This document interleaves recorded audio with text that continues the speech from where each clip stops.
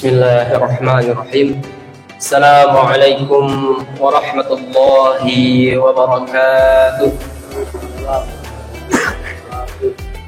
Alhamdulillahilladzi ja'ala ad-dunya darul imtihanat wa tadribat liyamtahinat bihal makhluqat al-mawjudat fi hadhihi al-kainat. Rasulullah sadat wa qudwatil qadat nabiyyina Muhammad sallallahu alaihi wasallam khairul makhluqat fil ardi was samawati. Amma ba'd.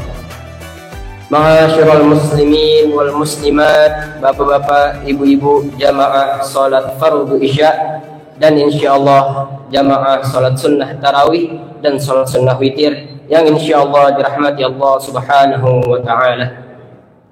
Pertama-tama mari sama-sama kita panjatkan puja dan puji syukur kita kehadirat Allah Subhanahu wa taala yang telah memberikan kita berbagai macam kenikmatan, khususnya nikmat iman dan Islam.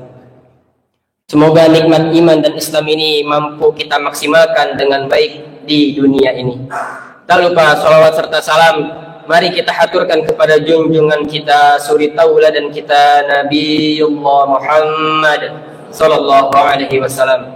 Semoga tercurah kepada keluarganya, para sahabat, para tabi'in, serta kepada para pengikutnya yang istiqamah menjalankan sunnah-sunnahnya hingga yaumil akhir nanti. Semoga kita semua termasuk di dalamnya. Amin amin ya rabbal alamin. Ma'asyiral muslimin wal muslimat rahimakumullah. Ada satu kisah menarik yang bisa kita jadikan sebagai bahan renungan betapa kita harus selalu mensyukuri nikmat iman dan Islam. Imam As-Su'luki, seorang ulama besar mazhab Syafi'i, pernah ditanya oleh seorang budak Yahudi tentang hadis Nabi Muhammad SAW yang berbunyi ad-dunya sijnul mu'min, yang artinya dunia adalah penjara bagi seorang mukmin. Hadis riwayat Muslim nomor 7606.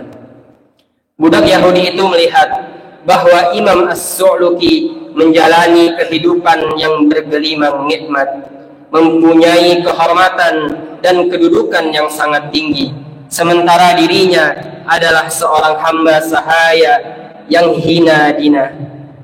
Ia merasa bahwa hadis tersebut tidak ada kaitannya dengan dia dan Imam As-Su'luki. Lalu Imam As-Su'luki menjawab, jika kelak dirimu berada dalam siksaan Allah, maka semua ini merupakan surga bagimu. Dan jika kelak aku berada dalam nikmat Allah, maka semua ini merupakan penjara bagiku. Apa maksud di kalimat jawaban Imam As-Su'luki? Jadi meskipun orang Yahudi itu menjadi budak dan merasa dirinya direndahkan, nasib buruk ini tidak ada apa-apanya jika dibandingkan dengan siksa api neraka di akhirat kelak. Begitu juga sebaliknya, meskipun Imam As-Su'luki dan semua orang beriman yang hidup dalam kemudahan, kesenangan, dan kehormatan di dunia, nasib baik ini tidak ada apa-apanya jika dibandingkan dengan kenikmatan surgawi yang Allah sediakan bagi orang yang beriman. Itulah salah satu contoh cara mensyukuri nikmat yang sangat elegan. Jawaban Imam As-Su'luki tersebut menunjukkan betapa beliau paham betul bahwa nikmat iman adalah nikmat Allah yang paling agung yang patut kita selalu syukuri. Al-Alamah Ibnul Qayyim Al-Jauziyah mencantumkan kisah ini di dalam kitabnya Bada'iul Fawaid. Ada beberapa hikmah dan faidah yang bisa kita kutip dari kisah ini. Di antaranya adalah yang pertama, kunci kebahagiaan dan ketenangan dalam hidup ini adalah iman kepada Allah Subhanahu wa taala.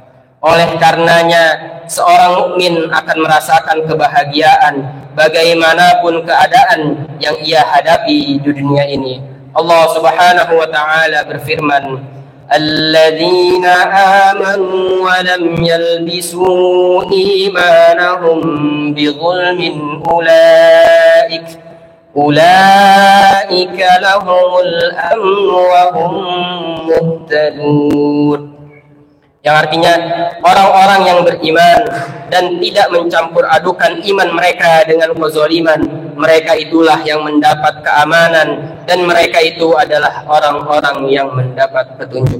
Quran surah Al-An'am ayat 82. Ma'asyiral muslimin wal muslimat rahimakumullah. Yang kedua, betapa berharganya nikmat keimanan.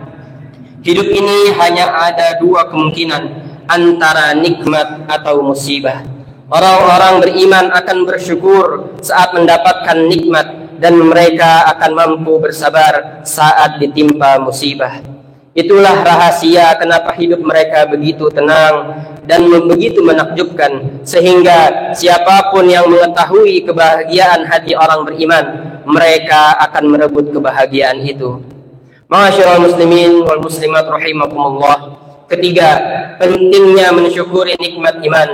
Dalam surah An-Nahl ayat 18 disebutkan bahwa kita tidak akan pernah mampu menghitung semua nikmat Allah, dan nikmat iman adalah contoh nikmat Allah yang paling mahal yang harus kita syukuri. Allah Subhanahu wa taala berfirman, Innal ladzina kafaru wa matu wa hum kuffarun falan yuqbala min ahadihim mil'ul ardi dhahaban walau iftada bih ulaika lahum 'adzabun alim wa ma lahum min nasirin.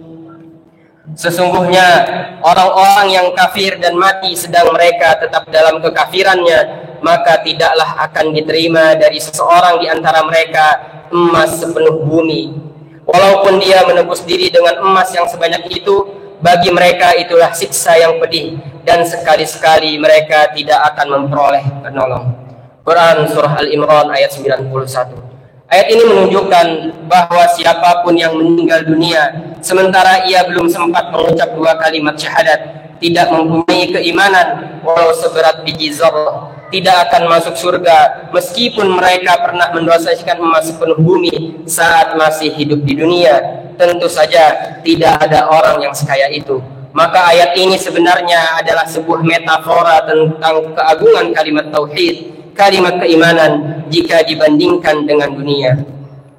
Kebalikan dari kondisi di atas, meskipun seorang mukmin bersedekah hanya dengan sebiji kurma, karena keikhlasan dan keimanannya, sedekah yang sedikit itu bisa membebaskannya dari siksa api neraka. Sebagaimana sabda Nabi Muhammad SAW, ittaqun nar walau bisyiqqi tamrin faman lam yajid fa bi kalimatihi thayyibah.